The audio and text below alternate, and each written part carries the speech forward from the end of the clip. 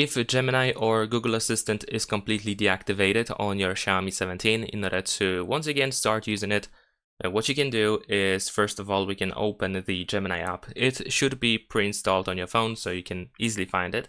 And if you open the Gemini, you will find this turn on button. So you want to tap over here and then confirm that you want to use the Gemini in the bottom right corner once you see the welcome message.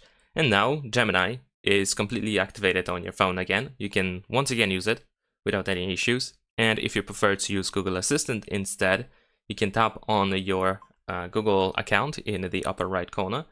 And then here you can find switch to Google Assistant. So of course you can make that switch over here. Besides that, you can of course check if the Gemini or Google Assistant is assigned to the power button, where you can press and hold the power button in order to activate to use Gemini and Google Assistant. So to check that, we want to open the settings. Then in here, we're gonna scroll down to the additional settings. In here, open the gesture shortcuts, and then we have launch digital assistant, which of course we can enable. And there we go. You might see this start Google Assistant option, so you can just tap on this button in order to just make it go away. And that is pretty much it. Leave a like and subscribe.